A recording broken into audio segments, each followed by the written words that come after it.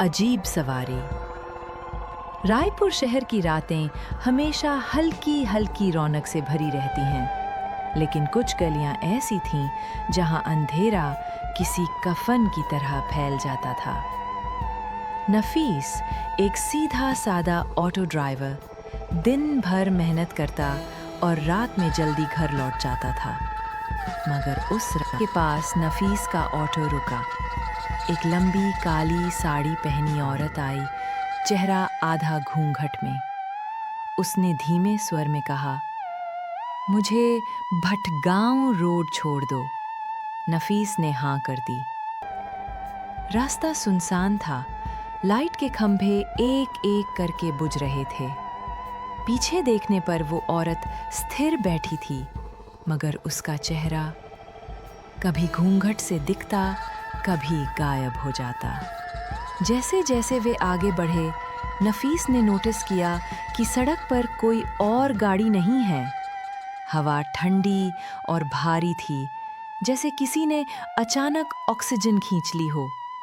नफीस ने हल्की हंसी में पूछा, मैडम, यहाँ रात में डर नहीं लगता? औरत ने धीमे से कहा, डर तो सिर्फ जिंदा लोगों को लगता है। नफीस का दिल एक पल को रुक गया।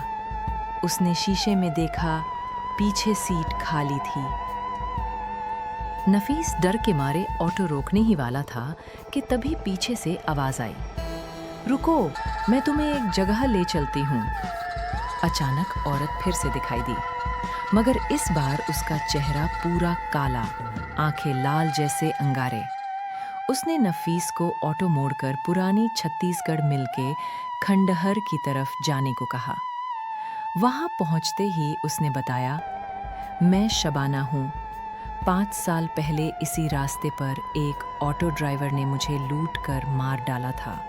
मेरी लाश यहीं फेंकी गई थी और उस ड्राइवर का नाम भी नफीस था।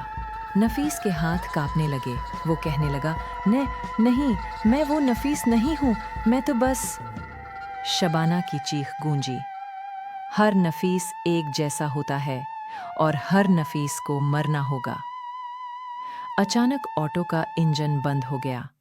चारों ओर घुप अंधेरा। नफीस ने महसूस किया किसी बर्फ जैसे ठंडे हाथ ने उसका गला पकड़ लिया।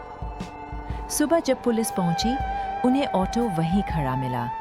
नफीस की लाश ड्राइवर सीट पर थी, आंखें खुली और चेहरा पूरी तरह सफेद। लोग कहते हैं उसके गले पर उंगलियों के गहरे निशान थे, जैसे किसी अदृश्य ताकत ने उसका दम घोटा हो।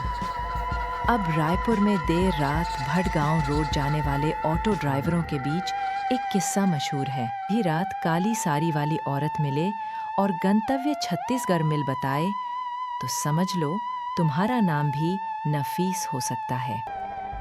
नफीस की मौत के कुछ हफ्तों बाद रायपुर में एक नया ऑटो ड्राइवर आया, भूरा। वो भटगांव रोड के किस्से सुन चुका था, लेकिन उसने उन्हें मजाक समझा। एक रात भूरा स्टेशन से सवारी ढूंढ रहा था, तभी एक बूढ़ा आदमी आया। उसने कहा, बेटा, मुझे छत्तीसगढ़ मिल तक छोड़ दो, किराया दोगुना दूंगा। भूरे ने हामी भर दी, लेकिन बातें करने लगा। क्या तुम्हें पता है, इस रास्ते पर जो ऑटो ड्राइवर मरते हैं वो लौटकर फिर आते हैं? जैसे ही ऑटो खंडर के पास पहुंचा, बूढ़ा आदमी अचानक गायब हो गया। पीछे मुड़कर देखा तो सीट पर नफीस बैठा था। वही सफेद चेहरा, वही खुली आंखें और गले पर नीले निशान। नफीस ने हंसते हुए कहा, अब मेरी बारी है, लेकिन अब मैं ड्राइवर नहीं। मैं आपने की सभी घटना माँ के लग रहे। मैं आपने सहारी हूँ, मालिक हूँ। अचानक ऑटो खुद ब खुद चलने लगा। भूरा के हाथ स्टीयरिंग पर थे, लेकिन उसे महसूस हुआ कि वो अपने शरीर पर काबू खो रहा है। अगले कुछ दिनों में रायपुर में अफवाह फैल गई। देर रात भटगांव रोड पर एक ऑटो सवार लोगों को उठाता है, लेकिन वो कभी अपने घर नहीं लौटते। गवाह कहते हैं उन्होंने ऑटो के अंदर 2 ड्राइवर देखे, एक जवान और एक सफेद चेहरे वाला बूढ़ा। असलियत ये थी कि नफीस अब भूरा के शरीर का इस्तेमाल कर रहा था। वो हर रात एक नया शिकार उठाता, उसे खंडर में ले जाता और वहां काली साड़ी वाली शबाना उसका इंतजार करती थी। शिकार का खून जमीन में बहता और खंडर की दीवारों पर अजीब काले धब्बे बनते जा रहे थे।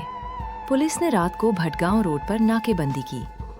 करीब 2 बजे उन्होंने एक ऑटो आते देखा, लेकिन जैसे ही रोका, ऑटो धुएं में बदलकर उनकी आंखों के सामने से गायब हो गया। सिर्फ एक चीख गूंजी।